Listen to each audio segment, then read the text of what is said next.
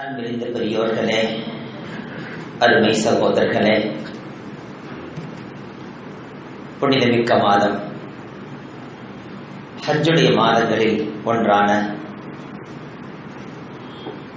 துல்காதா மாதத்திலே ஹாஜிகள் ஹஜ்ஜுக்காக வேண்டி தங்களது சஃபரை துவக்கிவிட்டிருக்கும் நல்ல நாட்களிலே ஹஜ்ஜுடைய நாட்கள் என்று பார்த்தால் 5 நாட்கள். ஆனால் அதற்கு முன்பாகவே ஒரு மாதம் இருக்கிற போதே ஹாஜிகள் தங்களது சஃபரை துவக்கிவிட்டார்கள். இன்னும் செல்ல வேண்டியவர்கள் இருக்கிறார்கள், அதற்கான ஆயத்தங்களிலே இருக்கிறார்கள். பல்வேறு சிந்தனைகளை கல்விலே வைத்து அழகு பார்த்து கொண்டிருக்கிறார்கள். போக வேண்டும் என்கிற நாட்டம் கொண்டவர்களும் இருக்கிறார்கள். அதற்கான ஒரு கால சூழ்நிலை, அதற்கான ஒரு நேரம் அல்லாஹ் தங்களுக்கு அமைத்து தர வேண்டுமே என்கிற அந்த உயர்ந்த எண்ணத்திலேயும் எதிர்பார்ப்பிலேயும் இருந்து கொண்டிருக்கிறார்கள். ஒரு சிலருக்கு அதை பற்றிய சிந்தனையே இல்லாமலும் இருப்பார்கள். ஒவ்வொரு வருடமும் துல்காதா மாதத்தினுடைய 2வது வாரம் தொடங்கிவிட்டால் ஒரு தொடர்ச்சியாக 3 வாரங்கள் ஹஜ்ஜை பற்றி பேசுவது வழக்கம். திரும்ப திரும்ப சொல்லப்பட்ட செய்திகளாக இருந்தாலும் கூட மக்கமா நகரத்தை பற்றி, மதீனா நகரத்தை பற்றி, அந்த நகருக்கே உரிய தனி சிறப்புகளை பற்றி, அங்கே சென்று வரக்கூடியவர்களுக்கு ரப்பு தருகின்ற வெகுமதிகளை பற்றி ஒவ்வொரு வருடமும் நினைவு கூறுவதுண்டு. காரணம், யார் போகிறார்களோ, போவதற்கான தயார் நிலையில் இருக்கிறார்களோ, அவர்களது உள்ளத்திலே ஆர்வத்தை அதிகப்படுத்தி சென்ற இடத்தை அவர்கள் எப்படி கண்ணியப்படுத்த வேண்டும் என்று அவர்கள் புரிந்து கொள்ள வேண்டும் என்பதற்காக. எவர் அந்த சிந்தனையே இல்லாமல் இருக்கிறார்களோ அவர்களுக்கு சிந்தனையை ஏற்படுத்துவதற்காக. அந்த சிந்தனையே இல்லாமல், அந்த எண்ணமே இல்லாமல், அந்த ஆசை கூட இல்லாமல், அதை பற்றிய அறிவே இல்லாமல், அதை பற்றிய தெளிவே இல்லாமல், அப்படிப்பட்டவர்களுக்கு தெளிவையும் ஆசையும் ஆர்வத்தையும் ஏற்படுத்த வேண்டும் என்கிற எண்ணத்திலே ஏற்கனவே சென்று வந்தவர்கள், நாங்கள் 2008 போனோம், 2000 போனோம், 1995 போனோம், 30 வருடத்திற்கு முன்பாக போனோம் என்றெல்லாம் சொல்லுவார்கள் அல்லவா.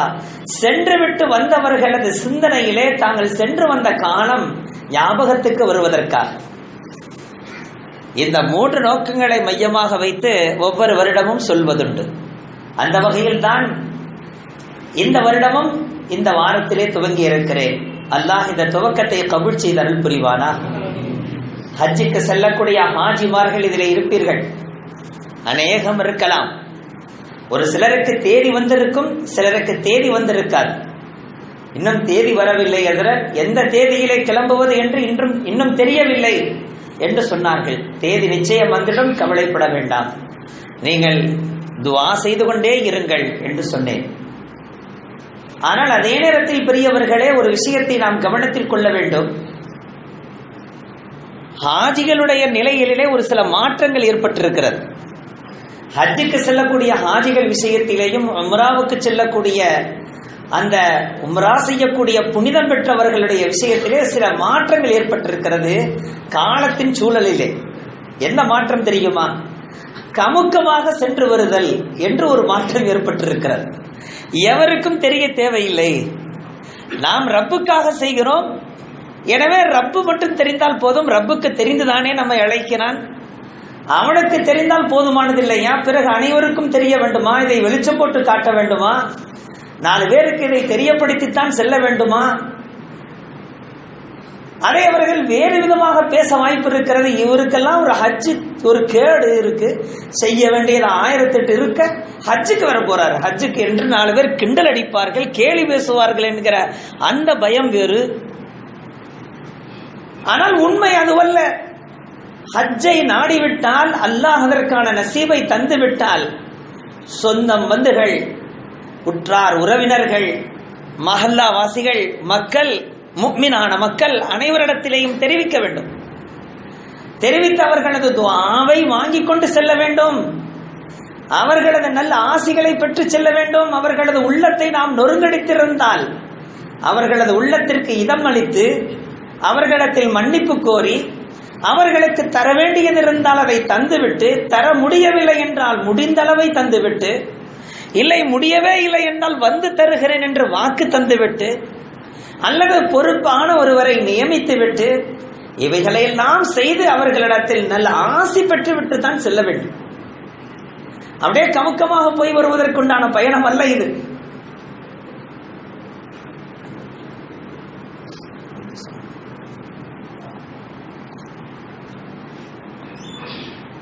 ஹஜ்ரத் நபிகள் நாயகம் ஸல்லல்லாஹு அலைஹி வஸல்லம் அவர்கள் மதீனா நகரத்தில் இருக்கிற போது ஹஜ்ரத் உமர் ரலியல்லாஹு தஆலா அவர்கள் அருகாமையிலே வருகிறார்கள். வந்தவர்கள் சொன்னார்கள், யா ரசூலல்லாஹ், மைனே உம்ரா கி நியத் கியா ஹை யா ரசூலல்லாஹ், நான் உம்ரா செய்யணும்னு நான் நியத் வச்சுட்டேன், அதை நாடி இருக்கிறேன், உம்ராவுக்கு போல் ஆண்டு இருக்கிறேன், துஆ செய்யுங்கள் யா ரசூலல்லாஹ் அப்படின்னு நபியிட்ட துஆ கேட்டு வந்தார்.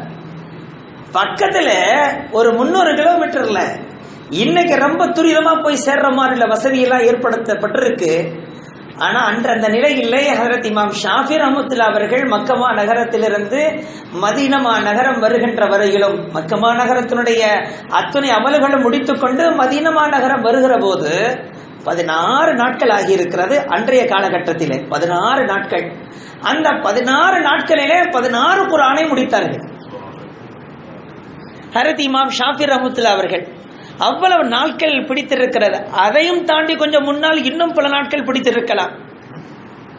அவ்வளவு நீண்ட நெடுந்தூர பயணம் என்று மிக லேசாகிவிட்டது.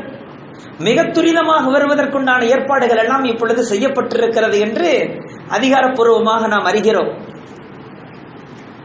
ஹஜ்ரத் உமர் ரலியல்லாஹு தஆலா அவர்கள் வருகை தந்து சொல்கிறார்கள், யா ரசூலல்லாஹ், நான் உம்ராவை நாடி இருக்கிறேன், துஆ கீஜியே, துஆ செய்யுங்க யா ரசூலல்லாஹ்.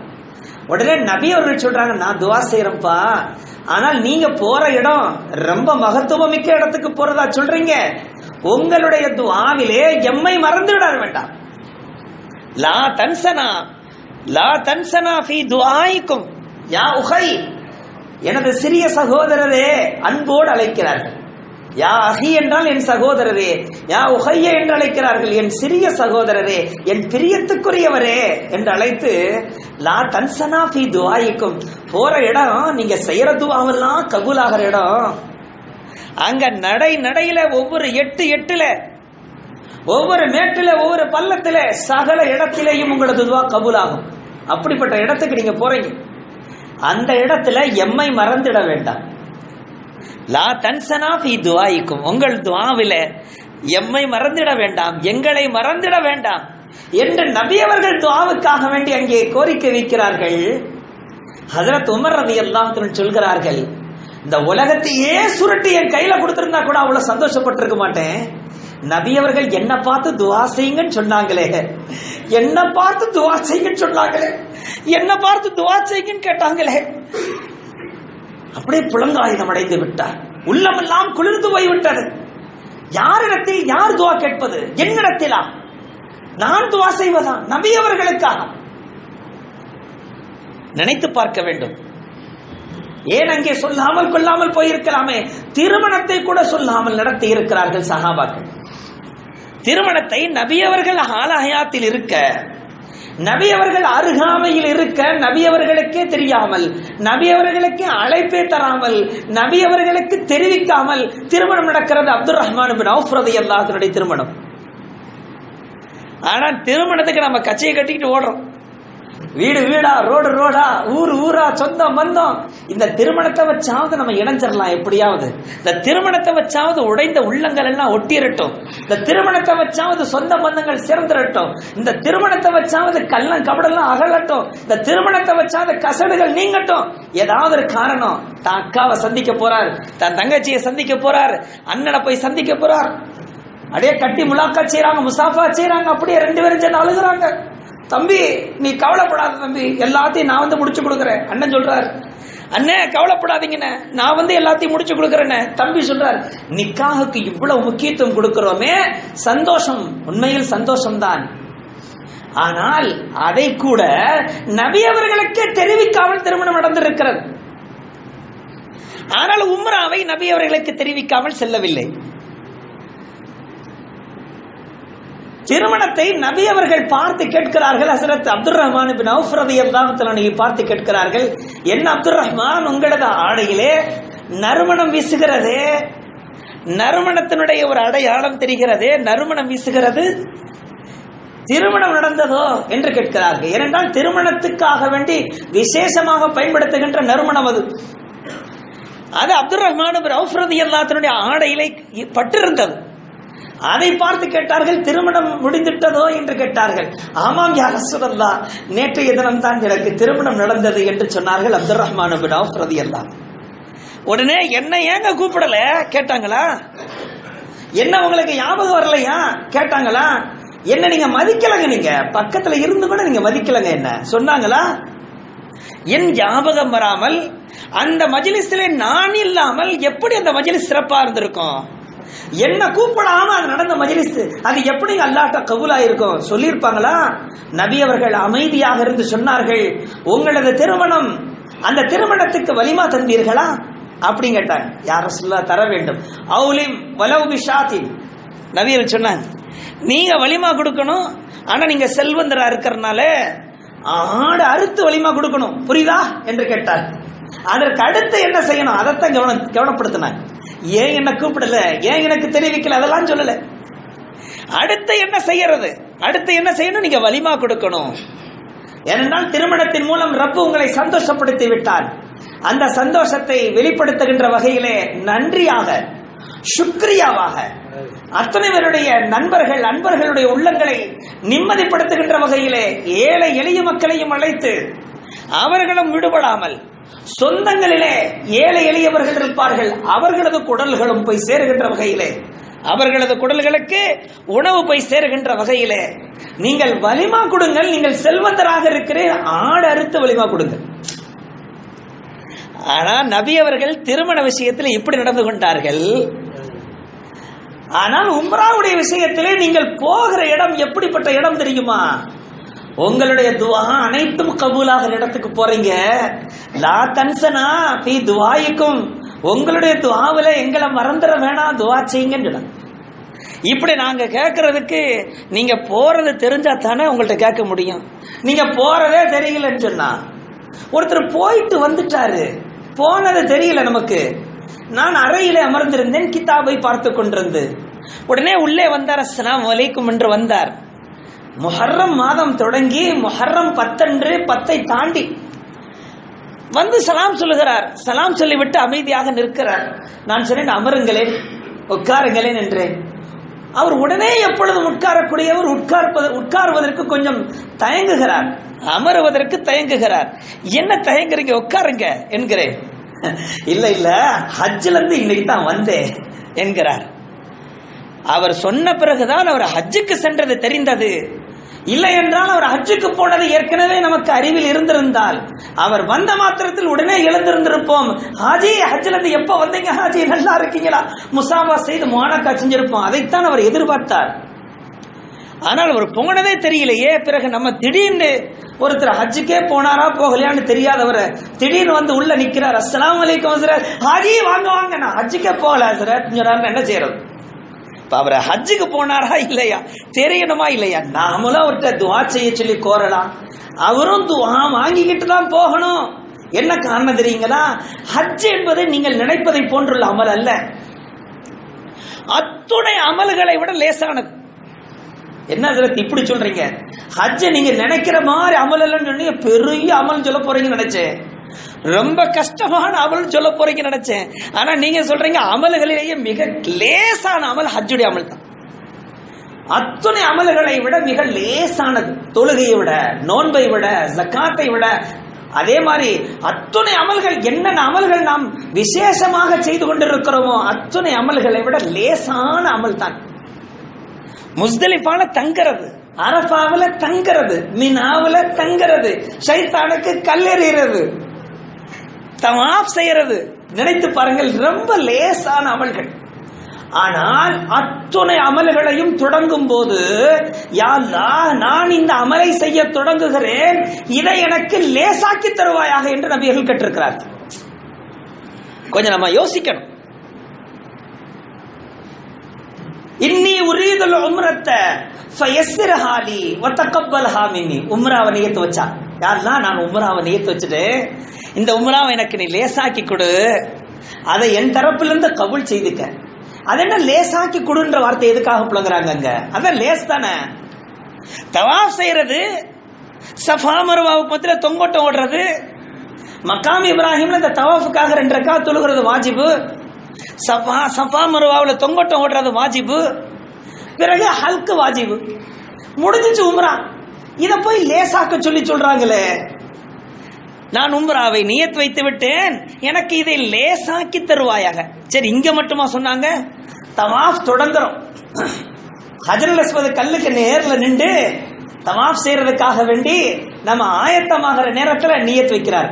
நபி அவர்கள் சொல்லி தர்றாங்க, இறைவா நான் தவாஃபை நாடுகிறேன், நான் தவாஃபை நாடுகிறேன், உம்ராவுடைய தவாஃபை நான் செய்ய நாடி இருக்கிறேன், இந்த தவாஃபை எனக்கு லேசாக்குவாயாக, என்னிலிருந்து கபூல் செய்வாயாக. அங்க என்னங்க லேசாக்குவாயாக? சுத்துறது என்னங்க? காபத்துல்லாவை சுத்தி வர்றதுல கஷ்டமா? அதுக்கு என்ன லேசாக்குவாயாக ஏன் சொல்றாங்க? ஒவ்வொரு இடத்திலேயும் அமலை தொடக்கும் போது நான் இந்த அமலை தொடங்குகிறேன், எனக்கு இதை லேசாக்குவாயாக, என்னிலிருந்து கபூல் செய்வாயாக. லேசிலையும் லேசான அமல் ஹஜ்ஜுடைய அமல், உம்ராவுடைய அமல். ஆனால் அதை லேசாக்குவாயாக சொல்றதுல என்னவா இருக்குது? தால்மே காலாக என்னவா இருக்கு? அது இருக்குதுனால நபியர்கள் இப்படி சொல்லி தர்றாங்க. நாம நினைக்கிற மாதிரி இப்படி சுத்தி வர்றதில்லை. அந்த சுத்தி வர்றதுக்கு ரப்பு நமக்கு தாக்கத்து தரணும். அப்படி சுத்தி வருகின்ற நேரத்தில் இடையில ஒது முறியாம இருக்கணும். அப்படி சுத்தி வருகின்ற நேரத்தில் பின்னால ஒரு வயோதிக பெரியவரை வச்சு ஒருத்தர் வண்டியில தள்ளிக்கிட்டு வருவார். அவர் ஆட்டு ஜோஸ்ல அதே தல்வியா சொல்லிக்கிட்டு தள்ளிக்கிட்டு வந்து டப்புன்னு நம்ம காலில் ஏற்றிடுவார். அப்போ நல்ல ஒதுவோடு இருப்போம், தவாஃப் செய்துக்கிட்டு இருப்போம். தவாஃப் முடிகிற நேரமா இருக்கும். அந்த நேரம் பார்த்து பின்னால வந்து இடிச்சதுல நம்மளுடைய காலின் கீழ் பகுதியில அது லைட் அப்படி டச் ஆகி தோல் பேந்துடும். தோல் பேந்துனே ரத்தம் வந்துடும், ஒது முறிஞ்சு போயிடும். இந்த உதவி செய்யறதுக்காக போயிட்டு வரணும். அவருக்கு எவ்வளவு சிரமம். அப்ப லேசு தான். அல்லாஹ் உதவி செய்தா லேசு, அல்லாஹ் உதவி செய்யலைன்னா கஷ்டமா போயிடும். அதனால உதவி செய்வாயாக, லேசாக்குவாயாக கேட்க சொன்னாங்க ஸல்லல்லாஹு அலைஹி வஸல்லம். கூட்ட நெரிசல் இப்பொழுதுதான் ஹஜ் போன்றே இருக்கிறது உம்ராவும். அவ்வளவு கூட்ட நெரிசல்ல முன்னாலையும் பின்னாலையும் கூட்டம், பயங்கர கூட்டம், மூச்சு முட்டுது. உடனே அவருக்கு கியாமத் ஆபத்துக்கு வந்துருது. இதா மாத்தல் இன்சானு காமத்தில் கியாமா. ஒவ்வொரு தனித்தனி மனிதனுக்கும் அந்த கடைசி நிமிடங்கள் நெருங்கும் போது அவன் உலகமே அழிவதை போன்று பார்க்கிறான். அவனை பொறுத்த மட்டிலும் அது கியாமத் என்றார்கள் நபிகள் நாயகம் ஸல்லல்லாஹு அலைஹி வஸல்லம். அந்த இறுதி கட்டத்தை போன்று உணர்கிறான். யா அல்லாஹ், மூச்சு முட்டுது, மூச்சு முட்டுது. எங்க என் பீவியை காணோம், பின்னாலதானே வந்துகிட்டு இருந்துச்சு, காணோம். பீவியை பார்க்கிறார், பீவியை காணோம். மகளை காணோம். பீதி அடைஞ்சிட வேணாம். ஏன் சிலர் இதெல்லாம் உண்மைதானா, காணா போயிருவாங்களா அப்படிலாம் நினைக்க வேணாம். எவர் அந்த துஆவை செய்து கொள்வாரோ, இறைவா நான் தவாஃபை நியத் வைத்திருக்கிறேன், எனக்கு அதை லேசாக்கி தருவாயாக, என்னிலிருந்து கபூல் செய்வாக, இந்த துஆவை செஞ்சுக்கிட்டாருன்னா நிச்சயமா அந்த தவாஃப் அவருக்கு லேசாவே அமைஞ்சிடும். அந்த ஹஜ் லேசாயிடும், உம்ரா லேசாயிரும், சஃபா மர்வாவுல தொங்கோட்ட ஓடுறது லேசாயிரும். அனைத்தையும் எல்லாம் லேசாக்கி வைப்பான். அவன் லேசாக்கி வைக்காம லேசாகாது, ரொம்ப லேசுதான். எங்க அத்துணை காரியங்களுமே அவன் லேசாக்கி விட்டால் இலகுவானது, இல்லை என்றால் இலகுவானதும் கடினமானது. அல்லாஹும்ம லா சஹல இல்லா மா ஜஅல்தஹு சஹலா வ அன்த தஜஅலுல் ஹுஸ்ன சஹலன் இதா ஷி'த. அத்துணையும் இலகுவாகும், நீ இலகுவாக்கி விட்டால். அத்துணையும் கஷ்டமாகிவிடும், நீ இலகுவாக்காவிட்டால். லேசானது கஷ்டமா போயிடும். அதனால அந்த துஆவை செய்யணும். அப்ப ஹஜ்ரத் உமர் ரலியல்லாஹு தஆலா அவர்கள் நபியிடத்திலே துஆ கேட்டு வந்தாங்கன்னா எதுக்காக? அந்த சஃபர் லேசா இருக்கணும். நான் எப்படி சஹீ சலாமத்தா போறேனோ அதே மாதிரி சஹீ சலாமத்தா திரும்பணும். திரும்பவும் உங்களுடைய சன்னிதானம் வரணும், உங்களுடைய திருமுகத்தை நான் காணணும் யா ரசூலல்லாஹ். போற இடத்தின் பரக்கத்துகளையும் பெறணும், திரும்பி வந்து என் பொண்டுமுலைகளையும் பார்க்கணும், எனக்குள்ள கடனணிகளை பார்க்கணும், எனது தொழில்துறைகளை கவனிக்கணும். எனக்கு நிறைய கடமைகளும் பொறுப்புகளும் இங்க இருக்கு, நான் திரும்பி வரணும், எனக்கு எந்த இடைஞ்சலும் இல்லாம நான் ராகத்தா போயிட்டு ராகத்தா திரும்பி வரணும், எனவே நபிய நாயகமே எனக்கு துவா செய்யுங்கள் என்று கேட்டார்கள் ஹஜ்ரத் உமர் ரலியல்லாஹு அன்ஹு.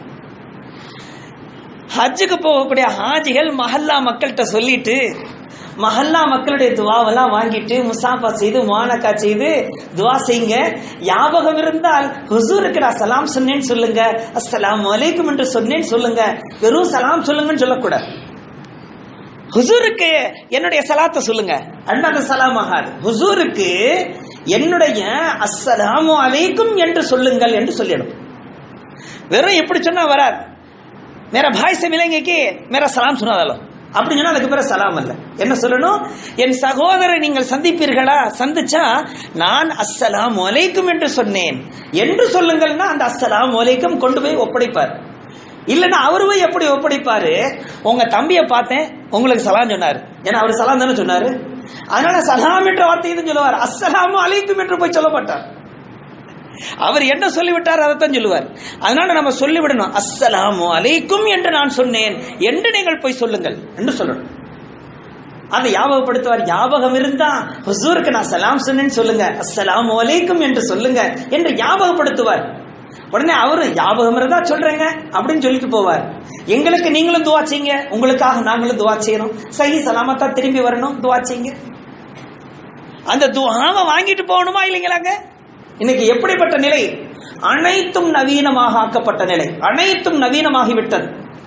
செல்லுகின்ற வீட்டிலிருந்து புறப்பட்டதிலிருந்து திரும்ப ரிட்டர்ன் வர்ற வரைக்கும் வீட்டுக்குள்ள வந்து வீட்டுக்குள்ளேயும் சரி, வீட்டுக்குள்ளேயும் ஏசியில தான் இருக்கிறாரு.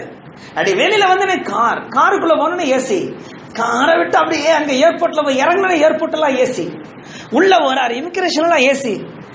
அந்த நேரத்திலையும் அவ்வளவு ஏசிலையும் வேர்க்குது. இமிகிரேஷன் அவரை போட்டு படுத்துது. அப்படியே பயப்படுறாரு. எதை எடுத்துட்டு போக சொல்லுவாங்களோ, எதை விட்டுட்டு போக சொல்லுவாங்களோ, என்ன ஆகுமோ. நாங்க போயிருந்த நேரத்தில் ஒரு 4-5 வாலிபர்கள் வரவே இல்லை. பிளேட் தயாராயிடுச்சு, புறப்படுறது நேரமே வந்துருச்சு. 4-5 வாலிபர்கள் வரவே இல்லை. என்ன ஆனது என்று பார்த்தால் 4-5 பேரும் சேர்ந்து ஒன்னா பேரிச்சம்பளம் வாங்கி அவங்க வாங்கின பேரிச்சம்பளத்தை எல்லாம் ஒன்னா கட்டி இருக்காங்க. அந்த பண்டலை பார்த்தனே அவனே ஆபீசரே அசந்து போயிட்டான். இது என்னையா இது? டோட்டல் மதி நாவல ஒரு கால்வாசியை கட் பண்ணி கொண்டு போற மாதிரி தெரியுது அப்படின்னு அவனுக்கு சந்தேகம் ஆயிடுச்சு. 5 பேர் தனித்தனியா பார்சலா இருந்தா கூட அவங்கவுங்க சுமையை அவங்கவுங்க சுமக்கிறதாயிடும். 5 பேருடைய அந்த பேரித்தம்பளங்களையும் விதவிதமான பேரித்தம்பளங்கள் 5 பேருடைய பேரித்தம்பளங்களை ஒன்னா போட்டு கட்டி பெரிய பார்சலா பாக்குறதுக்கு ஏதோ வேற மாதிரி தோணுது. நீளமா பெரிய பெட்டி.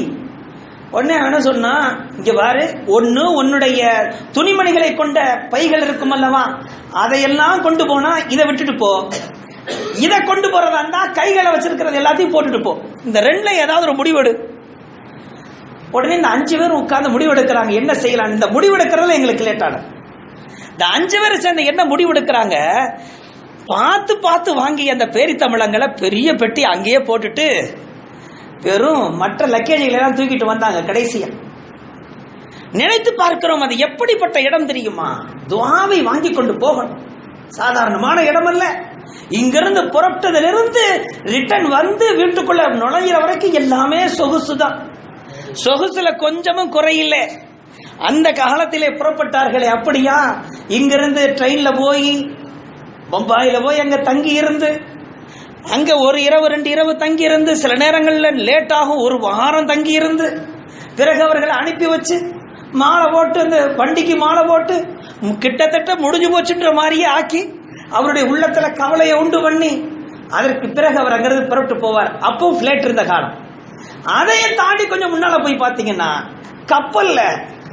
கப்பலிலே அவர்களை அனுப்புகிற நேரத்திலே போய் சேருகின்ற வரையிலும் ஒவ்வொரு நாளும் ஒவ்வொரு பொழுதும் மரணத்தை நினைப்பார்கள்.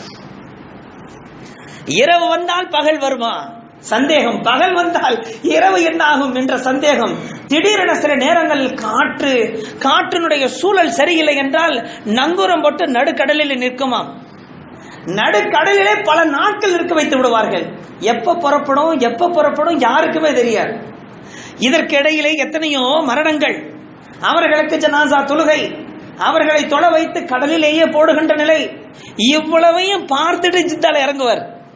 அப்படி ஜித்தாவில் இறங்குற நேரத்தில் ஜித்தாவில் இறக்க மாட்டான், உள்ளேயே இருக்க சொல்லி ஒரு டாக்டர் உள்ள போவார்.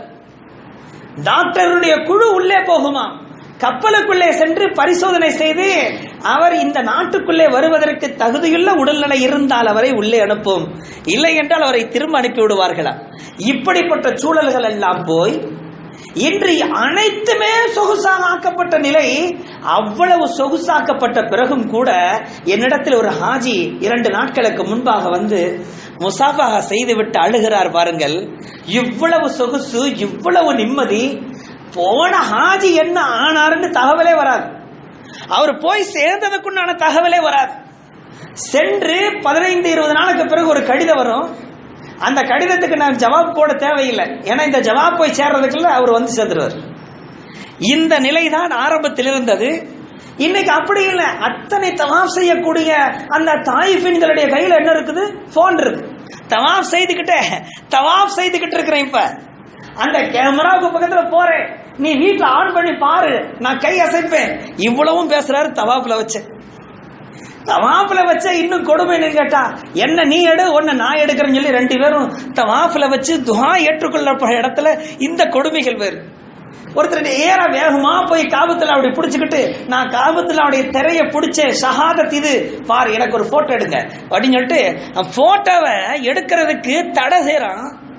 அங்குள்ள அரசு தடை செய்து அங்குள்ள அந்த பொறுப்பில் இருப்பவர் தடை செய்கிறார். தடை செய்யறவர்கிட்டயே போட்டோ கொடுத்து எனக்கு எடுக்கணும்னு சொல்லி அவரே எடுத்து கையில கொடுத்துட்டார். நிலைமை எந்த அளவுக்கு இருக்கிறது பாருங்க. இவ்வளவு சொகுசுக்கு மத்தியிலே 2 நாளைக்கு முன்னால ஒரு ஹாஜி வந்து சொல்ல வந்தாரு. அப்படியே அழுகிறார். அழுது சொல்றாரு, ஹஸ்ரத், இவ்வளவு சொகுசுகள் வந்த பிறகும் கூட நான் என்னை மையத்தாகத்தான் உணர்கிறேன் ஹஸ்ரத்.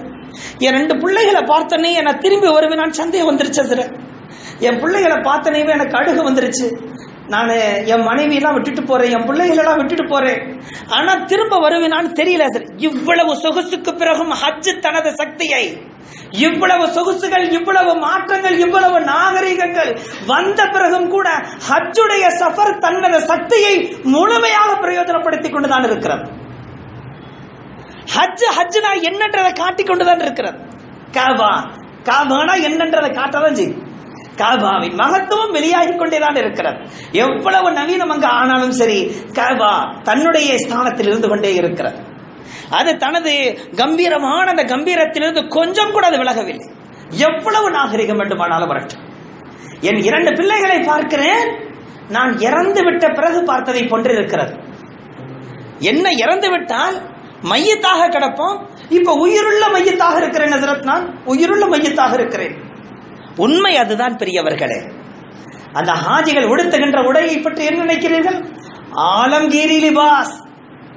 உலகம் அனைத்தும் எங்கிருந்தவர்கள் வந்தாலும் சரி, எந்த திக்கிலிருந்து அவர்கள் வந்தாலும் சரி, அவர்கள் பட்டி தொட்டியிலிருந்து, கிராமத்திலிருந்து வந்தாலும், நாடு நகரத்திலிருந்து வந்தாலும், அத்துணை இடங்களில் இருந்தும், அத்துணை நாட்டில் இருந்தும், அத்துணை பாஷைகளில் இருந்தும் அவர்கள் யார் வந்தாலும் சரி, அவர்கள் உடுத்தி இருக்கிற லிபாஸ் ஒரே லிபாஸ், ஆலம்கீரி லிபாஸ். அது மட்டுமல்ல, அவர்கள் உடுத்தி இருக்கிற உடை என்ன? ஆஷிகானா லிபாஸ்.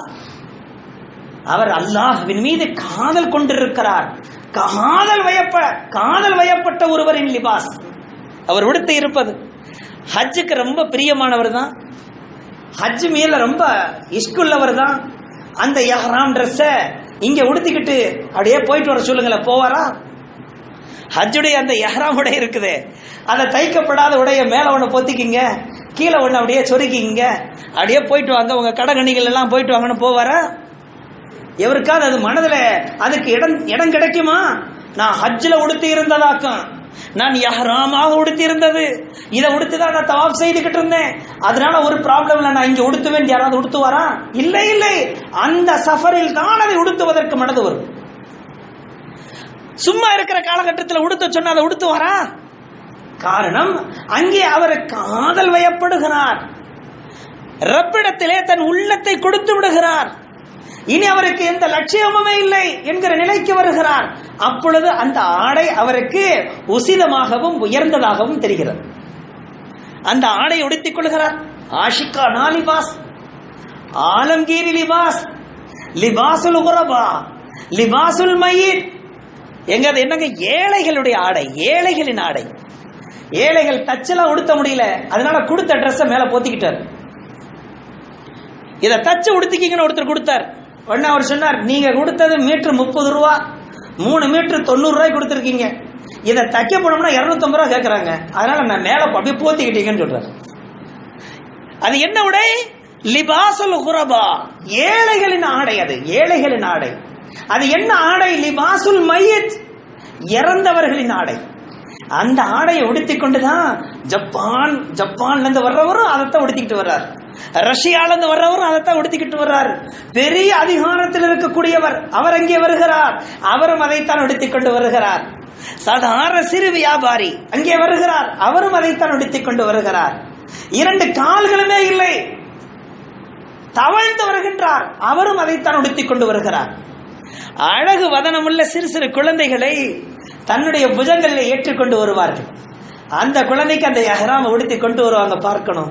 அந்த மாதிரி ஒரு காட்சி உலகத்தில் எங்காவது பார்க்க முடியுமா? நினைத்து பாருங்கள். தன் குழந்தைக்கு தானே மையத்துடைய ட்ரெஸ் உடுத்தி பார்ப்பானா? ஆனால் அங்கே பார்க்கிறார்கள். ஆஷிகானா லிபாஸ், ஆலம்கீரி லிபாஸ், லிபாசுல் குரபா, லிபாசுத் தக்வா, லிபாசுல் மையத், அவ்வளவுக்கும் சொந்தமானதுதான் அந்த எஹ்ராம் உடை. அந்த எஹ்ராம் உடைய உடுத்திக்கிட்டு தான் போறோம். அந்த எஹ்ராம் உடைய உடுத்துறதுன்றது சாதாரண விஷயமா? என் தந்தை அவர்கள் தான் சொல்லுவார்கள், பிளேட்டில போகிற நேரத்தில் ஒரு குறிப்பிட்ட எல்லை வருகும், அந்த எல்லை வருகிற போது அறிவிப்பு செய்வார்கள், எல்லை வந்து விட்டது, மீகாத் வந்து விட்டது, இப்பொழுது நீங்கள் எஹ்ராமுடைய அந்த உடை உடுத்தி இருக்கிறீர்கள், இனி நீங்கள் நியத் வைத்துக் கொள்ளுங்கள், இதற்கு மேல் சட்டம் பாஸ் ஆகும், இதற்கு மேல் நறுமணம் தடவக்கூடாது, நகம் குறிக்க கூடாது, வெட்டக்கூடாது, முடிகளை உதிர வைக்க கூடாது, அசிங்கமான பேச்சுக்களை பேசக்கூடாது, அபத்தமான பேச்சுகளிலிருந்து தவிர்த்து கொள்ள வேண்டும், சண்டையிடக்கூடாது, விவாதங்கள் செய்திடக்கூடாது என்றெல்லாம் அங்கே உங்களுக்கு அறிவுறுத்தப்படும். ஆனால் நான் சொல்கிறேன், அந்த எல்லை வருகின்ற வரையிலும் நமது நிலை என்னவென்று தெரியுமா? அந்த எல்லை வருகின்ற வரையிலும் நமது நிலை என்ன? எனவே நீங்கள் வீட்டில் எஹ்ராம் கட்டிவிட்டால் அப்பொழுதே நியத்தை வையுங்கள், அப்பொழுதே நியத்தை வைத்து அப்பொழுதே சட்டங்களை உங்கள் மீது எடுத்துக் கொள்ளுங்கள். அப்பொழுதிலிருந்தே, அந்த நொடியிலிருந்தே சட்டங்கள் உங்கள் மீது பாஸ் ஆகட்டும். நீங்கள் அப்பொழுதே உம்ராவுக்குரியவராக, ஹஜ்ஜுக்குரியவராக நீங்கள் அப்பொழுதே ஆகிவிடுங்கள். நீங்கள் அந்த அறிக்கையை வெளியிடுகின்ற வரையிலும் நீங்கள் எதிர்பார்க்க வேண்டாம். நீங்கள் இப்பொழுதே ஹாஜியாக, இப்பொழுதே உம்ரா செய்யக்கூடியவராக இங்கேயே நீங்கள் தல்பியாவை சொல்லிவிடுங்கள். எப்பொழுது தல்பியா சொன்னாலும் ஒரு தடவையோடு நிறுத்தக்கூடாது. எப்பொழுது நாம் தல்பியாவை சொல்ல தொடங்கினாலும் இஹ்ராம் கட்டிய பிறகு தல்பியாவை சொல்ல வேண்டும் அல்லவா? தல்பியாவை சொன்னால் 3 முறை தல்பியாவை சொல்ல வேண்டும்.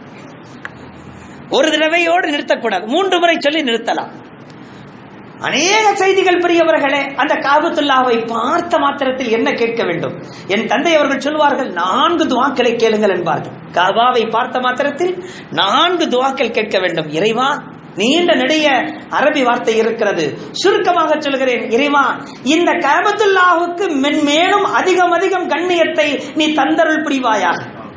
இரண்டாவது, இந்த காபாவை யாரெல்லாம் மதிக்கிறார்களோ, இங்கே வைத்தும் சரி, எங்கும் வைத்தும் சரி, அவர்களது ஊருக்கு போன பிறகும் சரி, ஒரு உருவ படம் காபத்துல்லாஹுடைய படமாக இருந்தாலும், காபத்துல்லாஹுவை யாரெல்லாம் மதிக்கிறார்களோ அவர்களுக்கும் மதிப்பை அதிகப்படுத்துவாயாக, கண்ணியத்தை அதிகப்படுத்துவாயாக.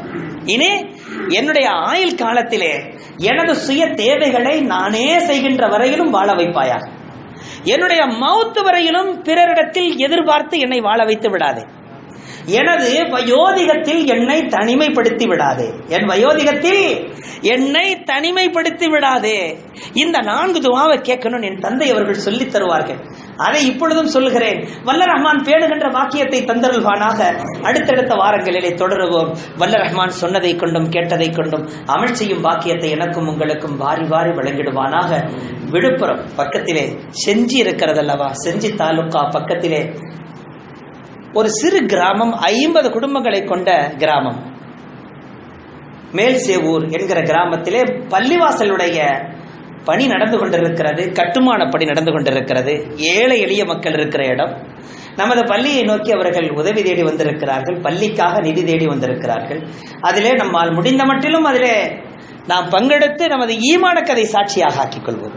வல்ல ரஹ்மான் அந்த நசீபை தந்தருள்வானாக. அஸ்ஸலாமு அலைக்கும் வரஹ்மத்துல்லாஹி வபரகாத்துஹு.